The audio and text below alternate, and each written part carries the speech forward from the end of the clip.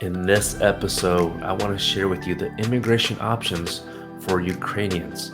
There's a lot of talk out there, but there's at least one that most people have not talked about. Stay tuned all the way to the end.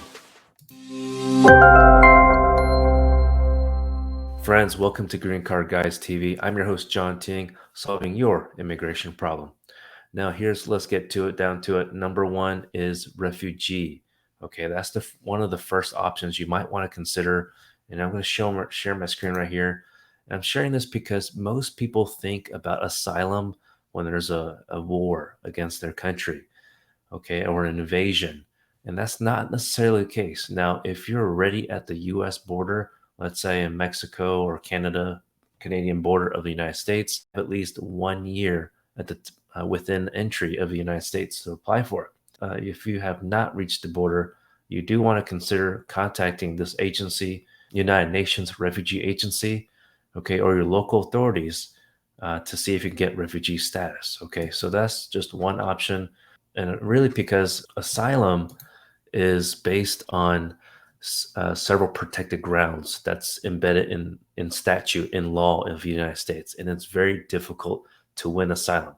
So some people might get mistaken that it could be asylum could be a for sure thing for Ukrainians, even though there's an invasion, of course, on Ukraine by Russia. So, and it's because it's based on protected grounds of race, religion, nationality, and something that it's kind of like almost like a catch-all phrase in a way, but we create a group. It's called particular social group and then political opinion. So we do have a referral network of attorneys who only handle asylum work. Several of them on our YouTube actually.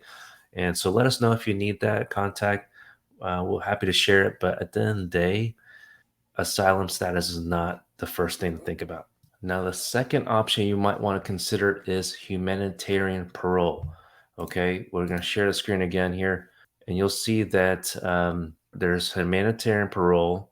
And so, what that means specifically in this situation, they're saying that you can be in the United States for 2 years, okay, for up to 2 years. And there's another section up here that mentions that there's a more unique program, Uniting for Ukraine. Okay, so there's a program through the Department of Homeland Security, and here's another page about it that's saying that you can stay up in the United States temporarily for 2 years. This is very unique. I've never seen anything like it for anything related to immigration. This was announced back in April 21st, earlier this year. So just a couple months ago. And the first step it shows here is that you have to apply using this form I-134. So, and this is really asking for sponsors who are at least U.S. citizens, and I'm assuming residents can also apply to be a sponsor for a Ukrainian and also for their family. But again, this is only for temporary stay for up to 2 years. So that's this program, okay? So eligibility for this is that to be a sponsor, you have to have lawful status and or also been a beneficiary of deferred action. So, for example, you could have DACA, deferred action for childhood arrival, and also help out and be a sponsor. And it shows a list here, okay? Even TPS holders. And then in terms of Ukrainians, okay, you have to be outside the United States to be considered for this program, Uniting for Ukraine. And then, so that's just the first, second option, humanitarian parole. Then the third one is a family petition. You might be eligible for a family petition, and you don't know it. So, for example, the most common that people know about is if you're married to a U.S. citizen. This is one of three categories under the immediate relative. Think of immediate relative as more like the quote unquote fast track. The petition before the pandemic took about at least 6 to 8 months. But of course, during pandemic, it's taking a little longer. So if you have filed a petition, that's great because they're now having that you can submit an expedite request.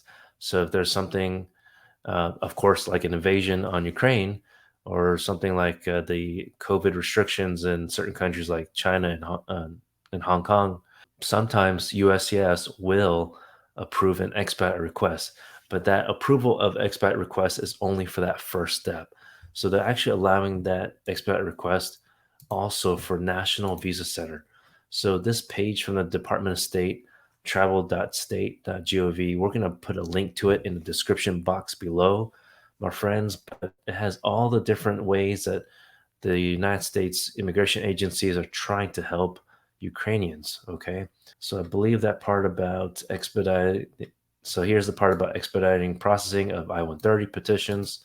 So that's I-130 means it's for family based. Here's the expedite request from the National Visa Center. Okay. So that's really step number 2, which is after the family petition is approved.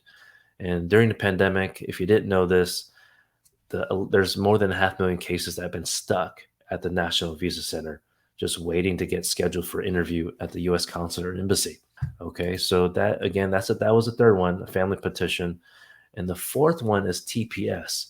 Now, TPS is only for people.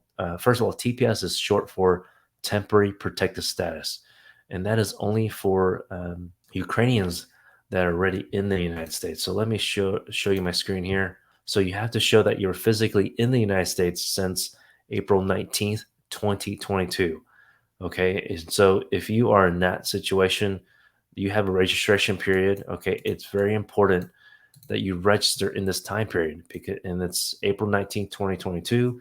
So just a couple months ago, it opened and the registration period closes October 19th, 2023. So you might think, look, I mean, John, I got plenty of time. Sure, you can apply online, but you don't want to wait on it because even for the one of the recent countries that was designated Venezuela, that's taking a long time. It's been taking at least some people, I believe, 6 months at least. So, and even for some of our clients. So I think it's really partially because the great resignation, the government, just like the private sector, there's just not as many people wanting to work in the United States. That's a little light bulb, by the way, for employment-based cases if you're looking for resident status through that. And so it's kind of strange. With that being said, even though USCIS has stated new policy or processing goals, they just don't have that many people working. So that's just something to consider. So please apply for TPS as soon as possible if you're Ukrainian and have been physically in the United States at least since April 19th, 2022. And also because if you miss this registration period, you cannot register in the future. So you're out of luck. So that's why you got to apply as soon as possible. Don't wait on it. Okay. Now, the fifth thing I want to discuss is a thing that most people, most immigration lawyers have likely not mentioned at all, and that's called the e-visa. E-visa is basically what I like to consider for people who would be possibly eligible for this is they call it investor visa. Okay, it's not like the one that's the EB-5, not the one that's 800,000 minimum. This is the E1 or E2 visa. Now, to give you a short version of how to think about this is that if you're an entrepreneur, if you're a business owner, might be something that you might want to consider because if you have, there's not, first of all, there's no necessarily minimum amount, but it has to be substantial investment and proportional to your business concept. So, of course, we always advise our own clients and also potential clients who speak with us is you need to have a business plan. You just really shouldn't do it on your own. Okay, you really should hire a professional. We do have a list of a close network of companies who only handle business plans just for the E1 and E2 visas.